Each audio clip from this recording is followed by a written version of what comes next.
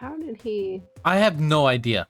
I genuinely have no idea how he got in there. Because surely there was no way that he could have just slipped into this little space right here, right? I honestly, that's what I feel like happened, but I genuinely don't know how it would have happened. Maybe it was like one of the baby chickens, and because its hitbox is smaller, it was able to fall in there and then grow up. Oh, yeah. You're But probably right. But now we have a wall chimpkin. Wall chimkin. Hey there, everybody. Welcome back to the CastWorks podcast. This episode, we are here with Shash and Kogi. Woo! Hi! We have really been looking forward to this one with you two. I think this is going to be a lot of fun. And also, I'm back. Oh, yeah. Hello. And Mel is back this episode. That's right. You'd think I'd remember to announce that, considering I just edited Shrunks this morning. Crazy. Whoa. Yeah, I made a deal with Ursula, the sea witch, and managed to get my voice back, so Nice. we're good. Nice. We're good now. All right. Well, Shash, Kogi, tell us about yourselves. Tell us about your channel, how things got started. How would the viewers recognize you two? Yes. Yes. Okay, great. Love it. Next question. We are. I'm Kogi, I'm Shash. and we are a gaming duo / couple. We started our channel simply because we were already playing Minecraft, and we thought, why not just record it and put it on the internet? It's a living scrapbook Yes. for all Yeah. the fun things we've done and with friends and friends we've made, friends we haven't made yet. Yeah. True. We love to look back on our videos, and basically, we live those good times by watching them. Yeah. I know, I just looked back not too long ago, between like me and Lane's first build battle. Wild.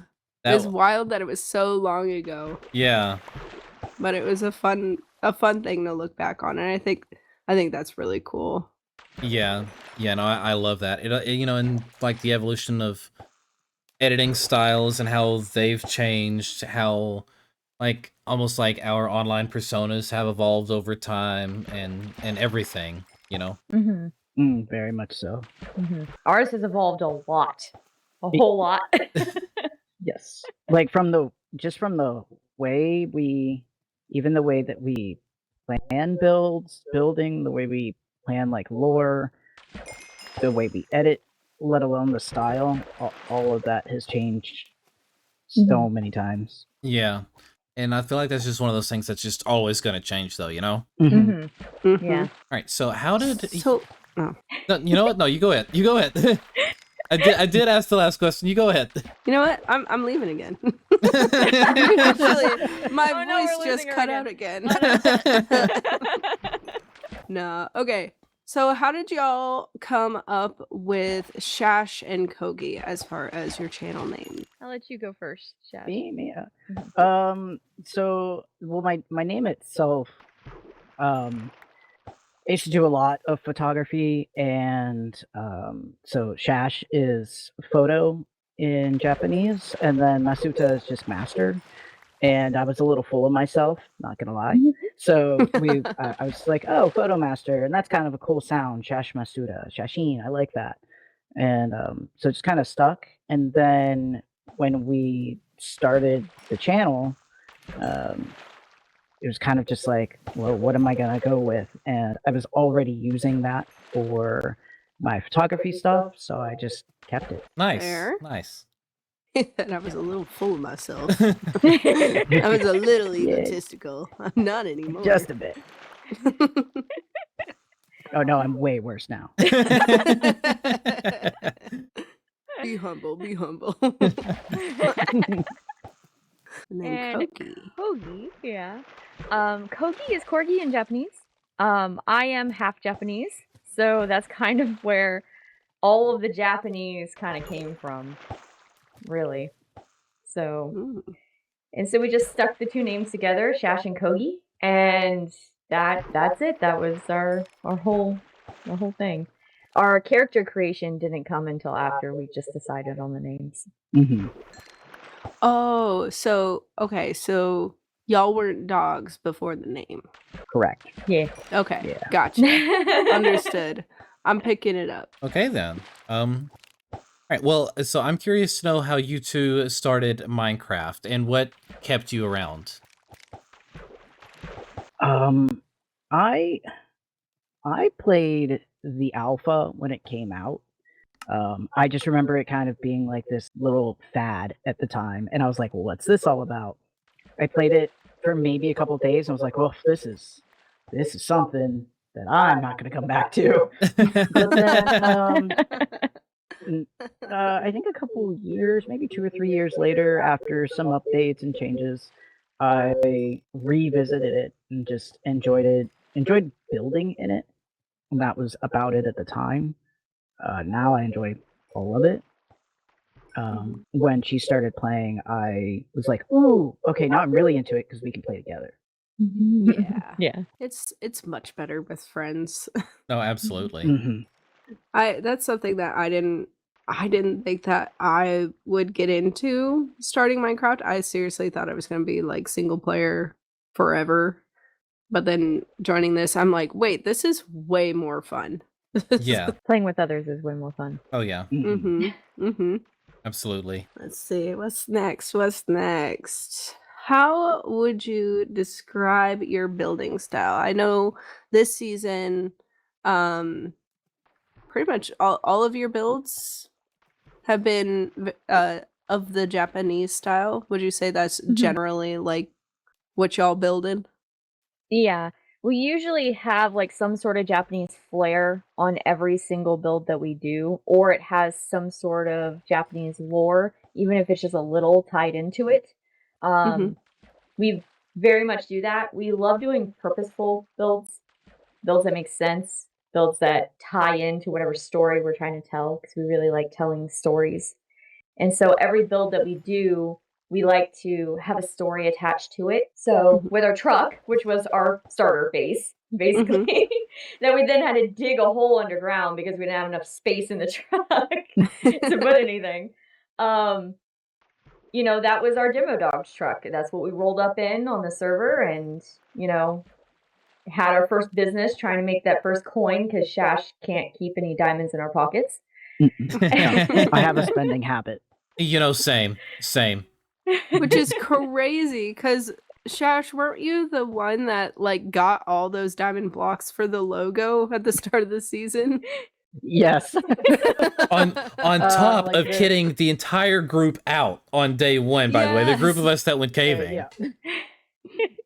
Day one, I think we got at least like 10 or more people covered in diamonds, and then And this is why the we very- can't keep them. yeah, the very next morning I got on waiting, asking Blazer how many blocks were needed, and when he had responded to me, I already had like 20 more blocks than that. And I was like, okay, well, they're here when you need them. That's I think crazy. Lane, we were your first really big purchase on lights. I ton of think lights from so, you. yeah. Oh Wow. my Oh, gosh, man. we're still using them. Hey man, look, them lights, the frog lights specifically, I mean, those farms are so easy and they are so like overkill. So yeah, that I've been purposely using them all season. They've been my torches when I go caving. Oh yeah, I drug those frogs across the server for Yeah, you did. I forgot about that. Yeah. All right. So what would you say is like your favorite and your least favorite part of Minecraft? Ooh. My honestly, my favorite part is just being like playing with Kogi and playing with friends. Just the interaction. Even if we're just goofing off, like and not building anything. It's a great place to be social. And then my least favorite, oof, redstone. I love learning about it, and I love pretending that I can do it, but it is so frustrating because I'm Yeah. terrible at it. Redstone Same. can be very intimidating, like to a lot of people. For me, it was just one of those things. I had to like really guess at it until I started figuring out how it works. Like I can I can mess with a thing and then figure out how to make it work, but I can't necessarily tell you why the thing works the way that it does. Right, yeah. Once I figure it out, it's more of just like, I put this here and it worked. It did what I wanted, so that's why it's there. Yeah. Well, after a while, I started figuring it out, but like I can't like just verbalize it. I guess I don't know. That's the way I've always done Redstone. It's like music for me. Like I can play it, but I can't tell you any of the science behind it. Yeah, no. Catch me never doing redstone. The one thing that I figured out by myself is that little piston gate that's holding in goober over there. Oh yeah, yeah. And that's the extent of my redstone. And she was very proud of that. I figured it out all by my onesies. By You her should be proud of that. onesies. All by my onesies. What about you, Kogi? Favorite, least favorite? Favorite is telling a story. I love it. One of my favorite storylines, I'm gonna say this, was probably Hitchhiker Season 1. It was. And we made this really sad, I had this really stupid idea to do a Sarah McLachlan style sad commercial Oh for no. donating leaves to our tree. And I was saying things like, it's bare. The tree is in need. Yeah. Oh no. It's just like one of those commercials you wake up to at 3 a.m. That's just Yeah. like It's like, playing on the In TV. the arms Yeah, of that Yeah. one.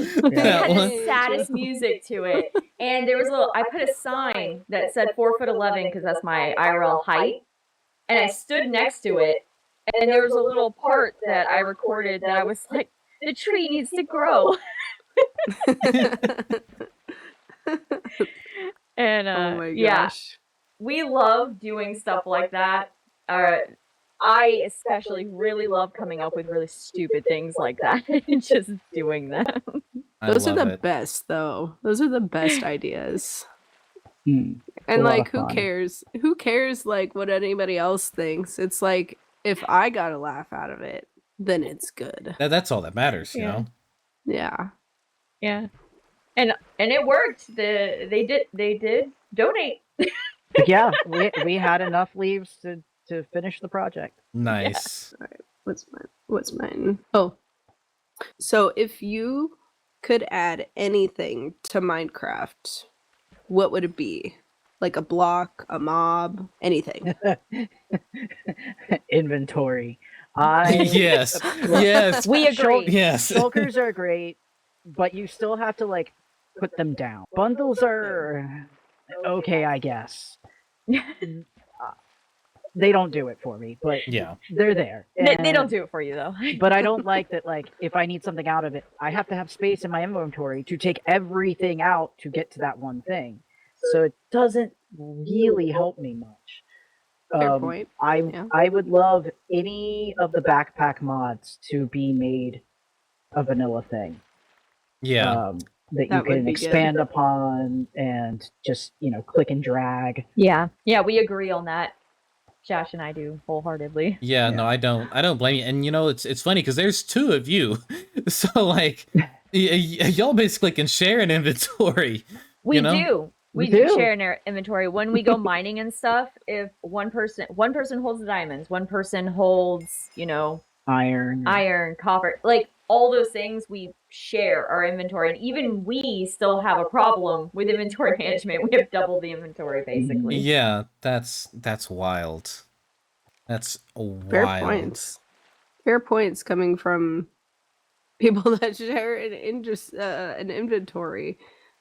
Yeah. I mean, if that's not saying something, We also build with really random and off-the-wall blocks in our gradients as well. So we also have a lot more variety that we like to have in our inventory too. So that is also an issue.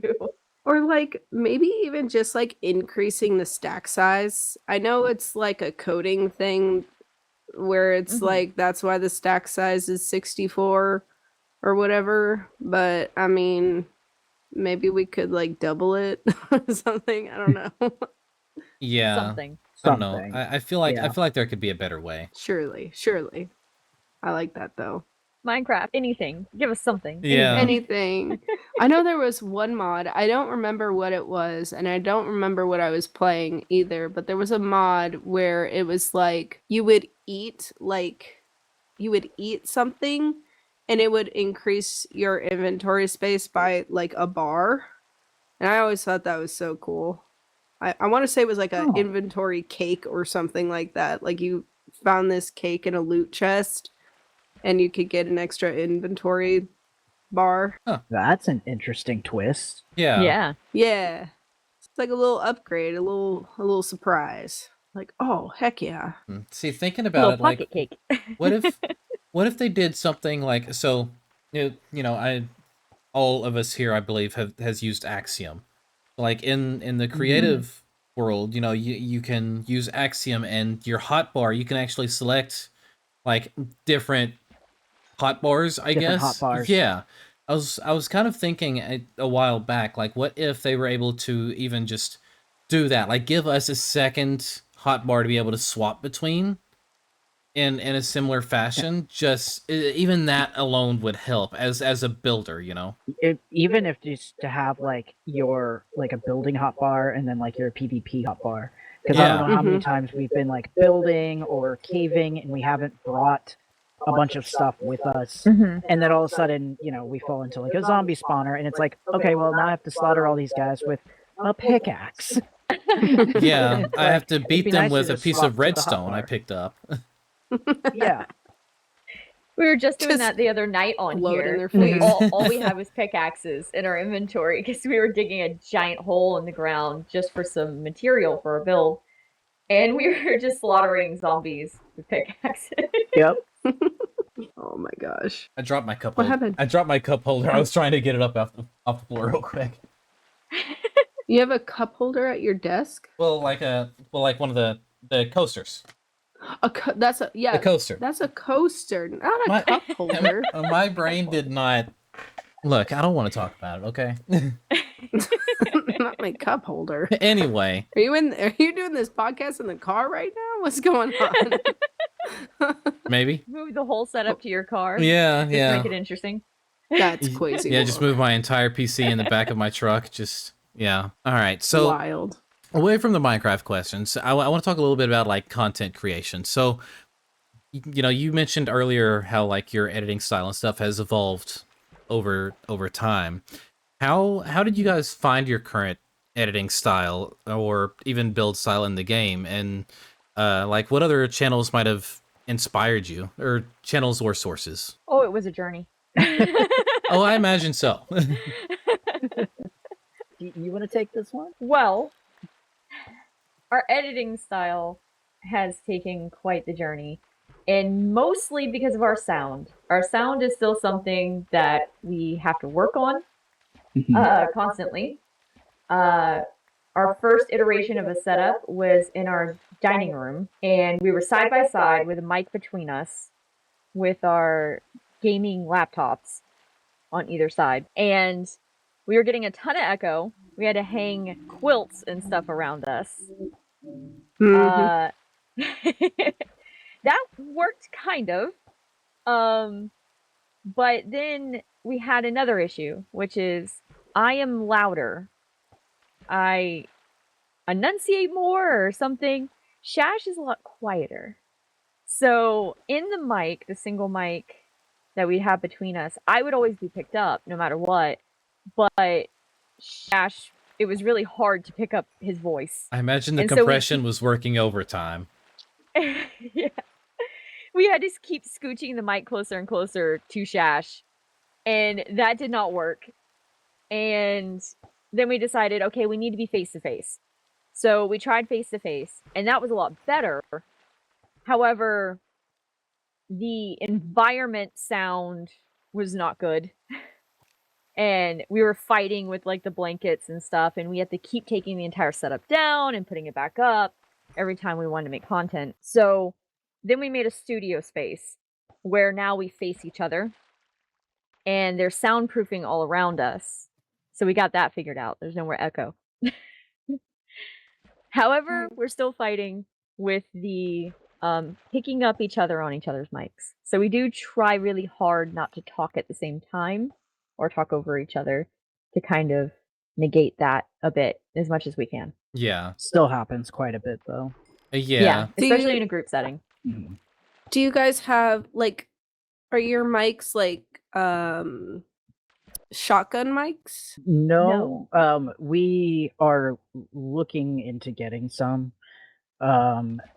It's just I thought shotgun mics were like omnidirectional, but I recently found out that you kind of have to be careful with that because some of them are in fact not. They actually have like Yeah. a bit of an area behind them, and so we kind of have to figure that out. Right now, we've got, I can't remember if these are cardioid or super cardioid.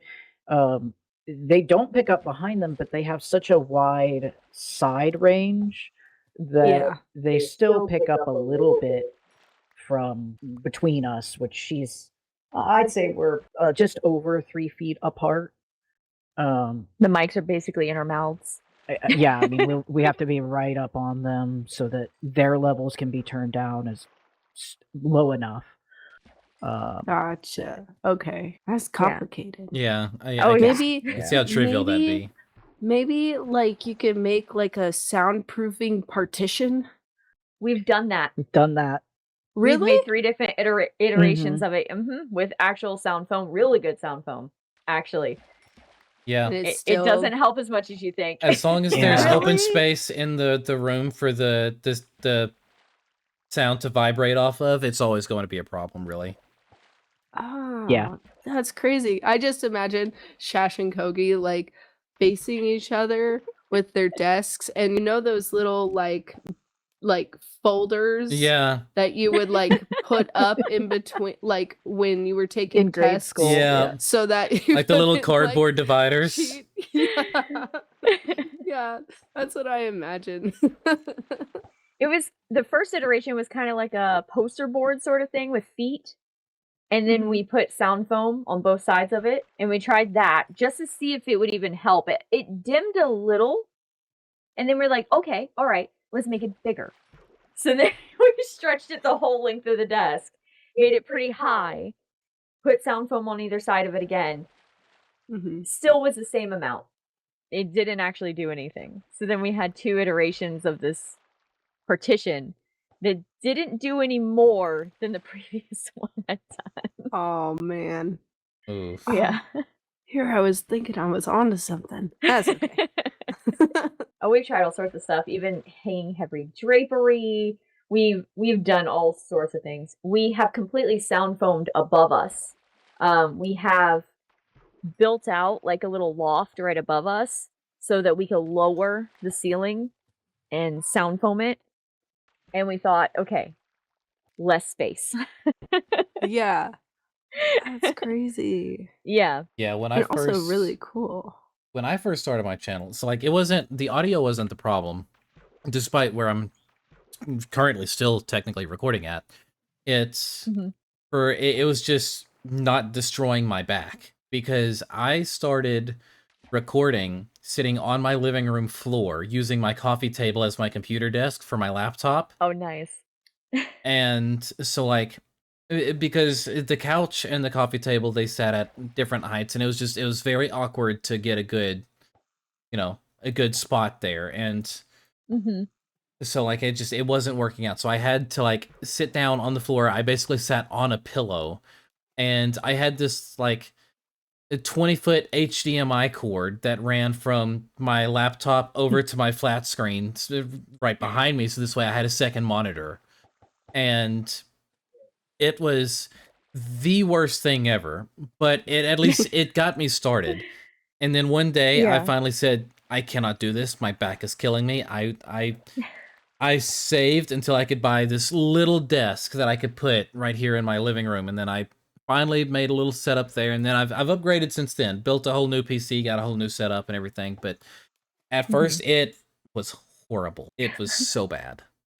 The setup's always going to evolve, I think. Oh yeah, I was actually genuinely surprised when I moved. I was fully like expecting the sound to be absolutely terrible, and I was gonna have to put like acoustic paneling everywhere. But because my office is also my bedroom now, because your girl, no, like I've got my bedroom and my son's bedroom, and that's it. That's all I need. I can make it work.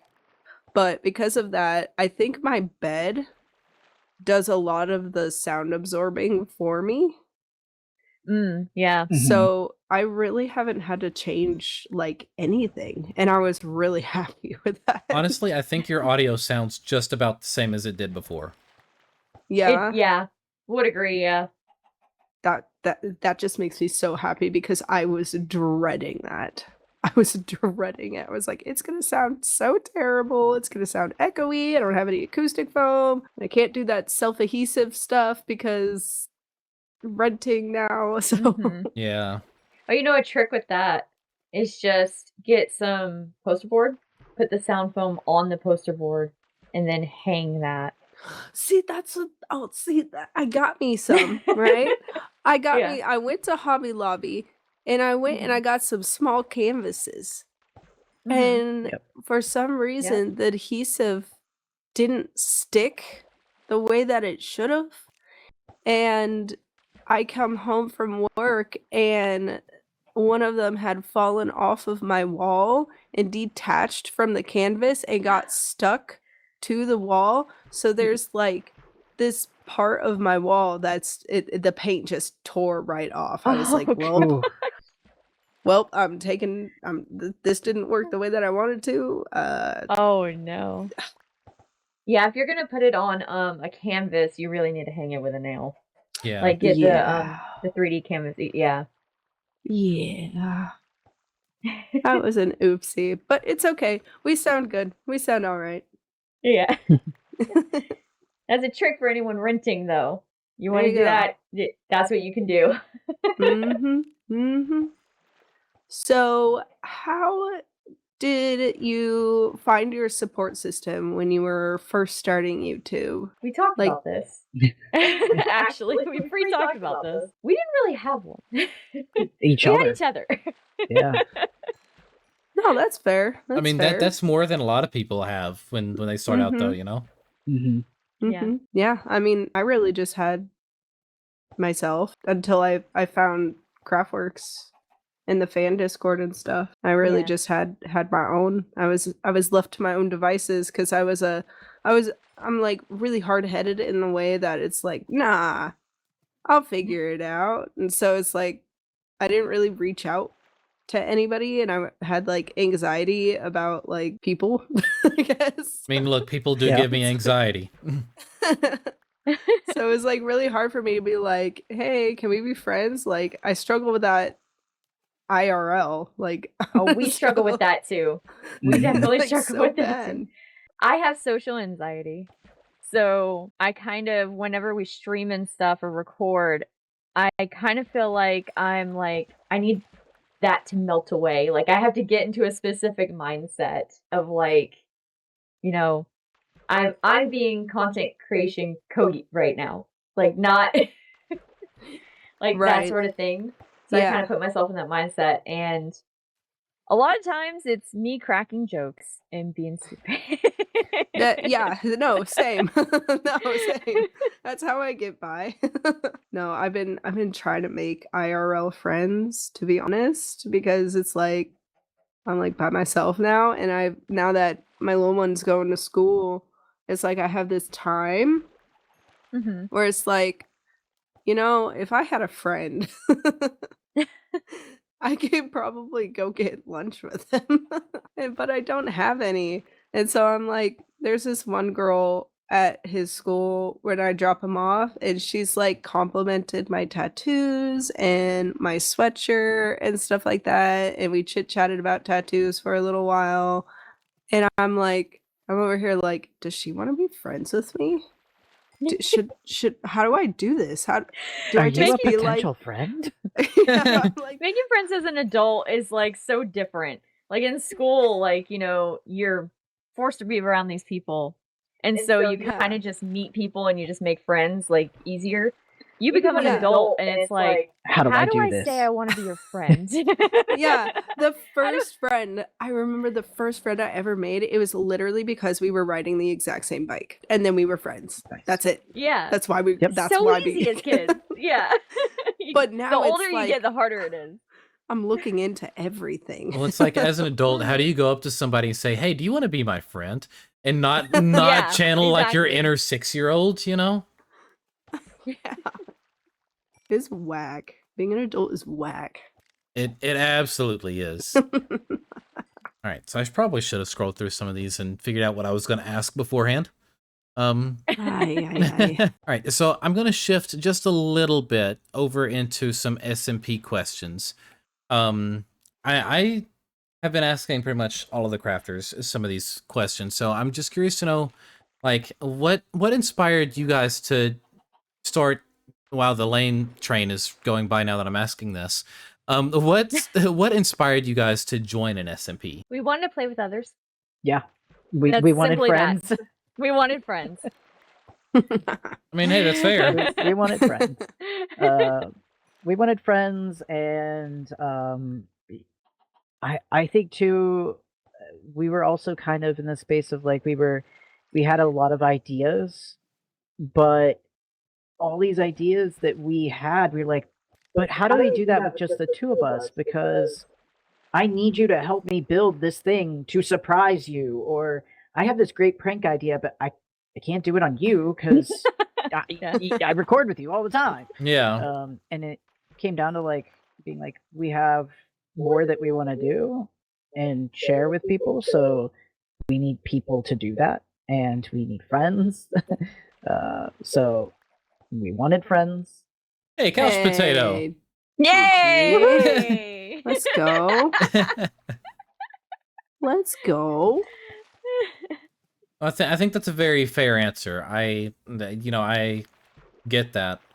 For me, I mean, it was like I've always pictured myself playing this with people. I mean, obviously Hermitcraft being a big inspiration at the time, but it's like, I don't know, I pictured the game with people, you know, like I spent all this time playing by myself, that the idea of starting a server and doing something was always appealing to me. So like I initially started my channel to start an SMP, and then I joined CraftWorks. And I mean, it was the best thing ever. Like I would not trade any SMP experience for anything. Well, what surprised you the most about joining an SMP? Just how helpful people are, really. Yeah. Like just the willingness to like lend a hand when you're doing something. There's so many times I've been on this server. There was a moment in time where, you know, both Shash and I have some like health stuff, and at the time Shash was having some health stuff. And so I was getting on alone and collecting building material for a build that we were doing, which in our latest episode, the temple build. Mm-hmm. And Whiffs especially would get on every single time and help me grind the materials that I needed. Or Blazer would help me grind the materials I needed. Or, you know, Lane, you've helped give me material as well. Yeah, just always there. There are always people around who are willing to help and who are always there. And it's really nice. It's really nice to have that community and helping each other and stuff. Yeah, absolutely. I agree. That's one of my favorite parts too. And you said Whiffs, and like my mind went to literally every other project that I've worked on, because I feel like he's got so much he wants to do himself, but he is the first to jump on board to helping somebody else get started on their project. Mm-hmm. Oh yeah. Yeah. It's funny that it takes me back to like our build style and how we plan out building things. And you would think having the two of us that it'd be easier to get builds done, but aside from having two minds fighting over like how a build's gonna go or what something's gonna look like, and having two opinions to deal with, you end up also like we talked about shared inventory. Okay, if we need like 100,000 blocks and 2,000 of them are stone, you would think, oh well, she can take 1,000 and I can take 1,000, but one of us will run out, and then she's somewhere else, and I'm like, I need you to give me some of the stone you have. And here comes Whiffs. There's Whiffs. There's Whiffs. He's like, I'll go get it. And now Whiffs is our base buddy though, so Yeah. he is usually there when we're building, and Yeah. he shows up and he's like, I can get it. Yeah. Building the trees over at our base. That's what he did for, I think, a solid hour. He just went from one tree to the other, passing materials between us. Yeah. That sounds like a very Whiffs thing to do, though. I mean, that's just, hey, and now Shash is a couch potato. Hey. But yeah, I mean, that's just what Whiffs does. Look, I love the guy. He is an amazing, amazing human being. He's been an amazing friend to us. Mm-hmm. Amazing friend, like IRL friend. Yeah. GG2 Electric Boogaloo. Okay, yeah. So I guess what I want to know now is if you guys have any sort of advice you'd give to somebody that's looking to join an SMP. Make sure you've got time. Yes. Time. Mm-hmm. And it's not just for recording or planning your build or whatever content you've got. It's so that you can just hop on and interact with people and hang out and just exist. Mm-hmm. And also, I would add, make sure your builds are not too big. Yeah. We are. I feel called out right now. You know how you put food on your plate and you put a lot of food on your plate and you're like, oh, I'm so hungry. I think I can eat all this. You know Eyes how are like bigger that than feeling? your stomach. Eyes too big for your stomach. Oh, like that is Shash and I with builds. That's also me with builds. We were planning a 200,000 block build for this season, and we've had to scale that back to about a quarter of the size. Yep. Look, I mean, me with my skeleton right now. Yeah. I'm like, oh yeah, full body skeleton, gigantic, looming over Mel's. Yeah. Yeah, that's not happening. Mm-hmm. We've decided way too much. We decided that with those big builds that we're gonna be doing them all in shorts, which if you go on over to our YouTube, you'll see we have already started doing that. We've shared some shorts with some builds. But we decided those huge builds, we're gonna stick to putting them on a short or something like that. And eventually they'll become available for those of us who are those who subscribe to our Twitch. We're going to set it up to where they can download our builds. Oh, nice. Yeah. Oh, I do remember seeing, I want to say it was some sort of fish, I think. I remember that one, yeah. A koi fish? Yeah. I'm on a fish kick. The fish. I remember seeing that. I'm like, they did that? It was pretty Whoa! sick. That was so freaking cool. It didn't even look real. I was like, that's crazy. Yeah, we love doing crazy gradients. We love doing organics. Mm-hmm. We plop in. So how we kind of start doing that is Shash, amazing at just throwing shapes of stone in really quickly. We usually go with stone first, and he'll kind of create kind of an abstract shape in how we're going to sort of curve the fish. So I'm speaking specifically about the fish since we're talking about that. Did the head, did the body, did kind of the tail in like spherical kind of shapes. And then we just sat there and carved it out until we liked the shape. And then when we create gradients, I like to create a flat wall of a gradient of the whole thing.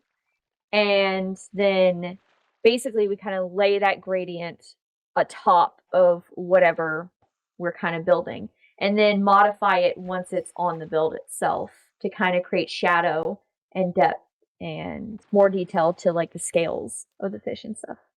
Kind of what we do. I would describe it as like making the gradient as like a blanket and then putting the blanket onto the whatever the build is. Yeah. And right. And I keep every gradient I make. Every single one. We have a world filled with them. I can't remember, it was somewhere, I think it was, I took it from Wreckjaw back when Feather had his build school server up, and I'd hang around with some of the builders on there. Wreckjaw, like, he pasted into the world like this huge collection of gradients that just work. And Yeah. I stole the schematic of it. And Nice. I had been using it for a while. I somewhere lost it in between seasons. I think I just forgot to save it from where it was on that instance. But yeah, I have a bunch of gradients in backstock just for that, you know. I have a photo of me standing in front of a gradient, I think, that I can send over to you guys if you want for editing to kind of see what we're talking about, like Okay, yeah, the yeah. flat wall. Yeah, no, we can do that. Okay, I'll fish that up tonight. Nice. Right. We can shift gears a little bit if Mel wants to ask the required part 1 question that we now have. Okay. Oh, okay. I'm so upset that I missed this the last podcast. With Shronk's, that Shronk's answer was so good. But I think it was during our interview with Breeze that we got on the topic of like supernatural and the paranormal, and we thought it would be really, really cool to like start asking all the crafters basically, like, do you believe in like the paranormal, like ghosts, spirits, aliens, cryptids, whatever? So, are you a Shash believer? is your person to talk to. I remember us talking about it before, so I was waiting on this. Yeah, I love like paranormal everything. When it comes to ghosts, I'm skeptical. I mean, I like that's a majority of what I watch on YouTube is ghost hunters, or you know, I spent the night in the Appalachian Mountains and I was scared out. And you know, I like the debunk channels too, because I like seeing what the tricks are, but there's some out there that can't be debunked that people get hung up on, and so I mean, and we can't definitively prove that ghosts don't exist. So true. I'm kind of like, if we can't prove that they don't, then the possibility that they do is more likely. Mm-hmm. Same with aliens. Like, I feel like it's just impossible that we can be the only life forms, like the only planet with life. That's what Shronk and I were saying in the last episode. Yeah. But they just might not call us aliens. They might call us like oops. Yeah, they've got their own language, their own words. But like, we would be alien to them, so technically we're aliens. Yeah. Just as much as they are to us. Yeah. Yeah, they're bloops. And like, there's a lot of like deep sea creatures that people would consider so alien, and the fact that we still don't know what's at the bottom of some of the oceans, you know? Yeah. Like, we still don't know.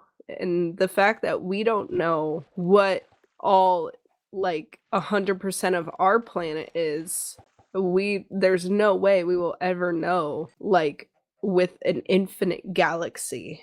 It's ever expanding galaxy, you know? Never know. You never know. Yeah. So bizarre. So have you personally had any like almost paranormal experiences or anything? I have had.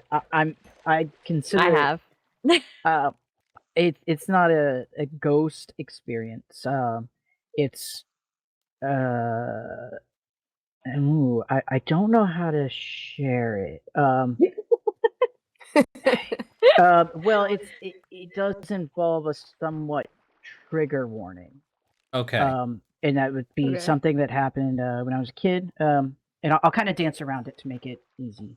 And it was just my parents were divorced. Not like a secret or anything like that.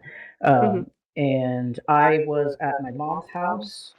I was having this just like really weird dream with it was my aunt's dog was barking like crazy, and there was just like this loud banging noise repeatedly in the dream.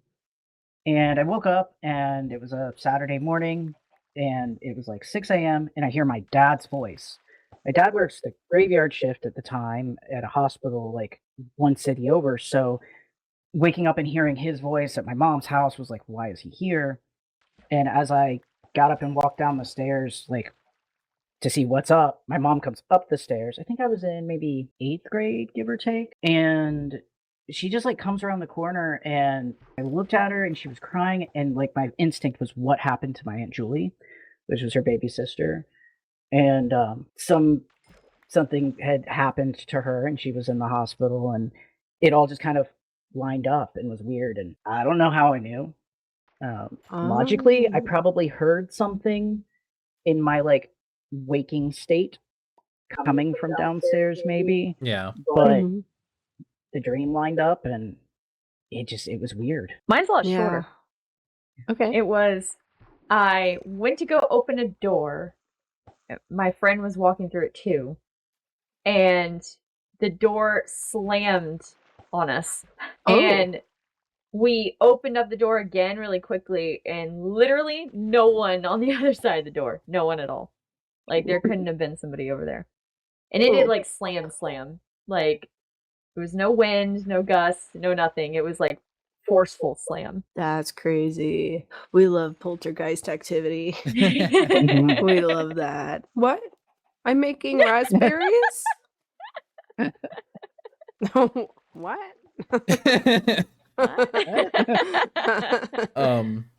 I haven't ever had any that I can recall myself. Oh, I've had so many. So many. I could do a whole podcast just based on my own experiences.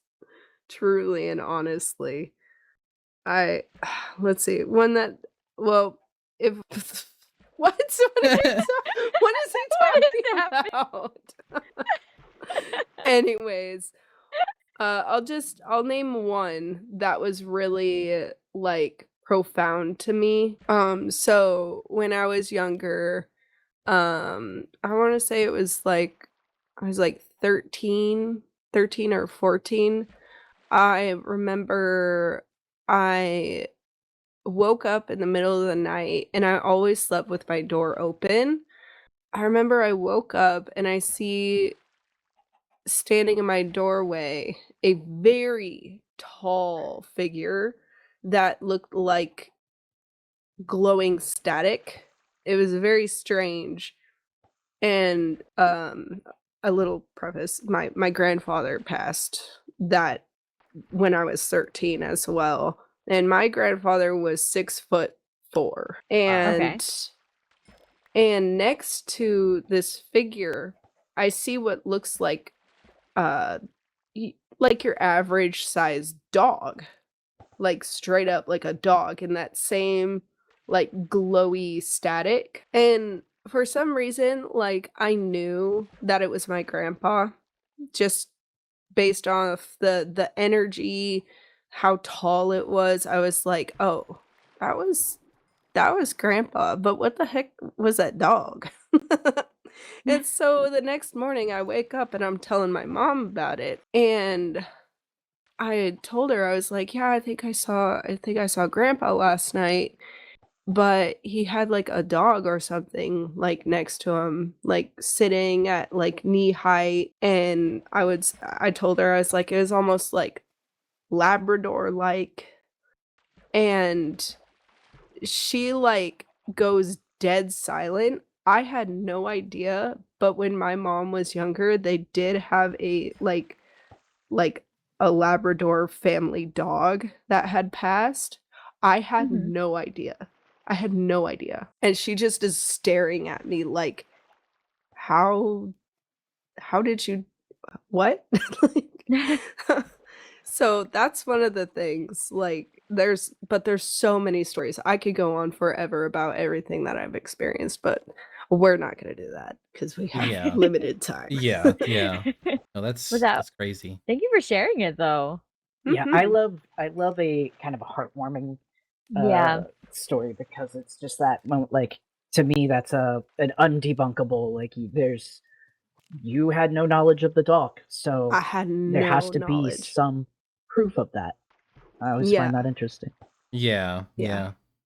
Well, it's like I was telling Millie and Shronk last episode. It's almost like it's so easy to say that somebody did or didn't see something, especially when it's revolving around the paranormal. But we as people, like, we know what we saw, So it's like when something like that happens, it's, for me, I find it difficult to even try to prove somebody wrong in an instance like that, because it's like, if it happens to me and I see something like this, then it's like I'm finally gonna understand from my own experience. I don't know how to explain it. Like, I don't know how to verbalize it, I suppose, but I don't know. It's just one of those things, I guess. Just one of those things.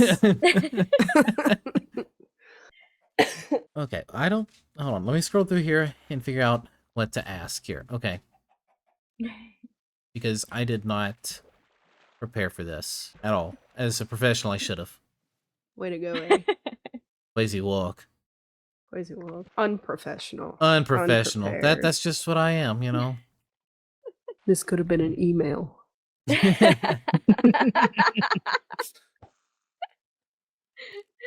So, as content creators, I'm assuming you guys have dealt with burnout before, and I'm curious to know how that would, with there being two of you that does one channel. It's like, I guess I'm curious to know how burnout works for you guys and how you guys work through it. Well, it certainly can offset. Like, one of us can have burnout and the other one not. Like, the other one's ready to get on and build and do all this stuff, and then the other one's just like, I don't know, I just don't have the energy, I just don't feel like it, or stuff like that. Unmotivated, or can get unmotivated. But we try to motivate each other to keep each other going.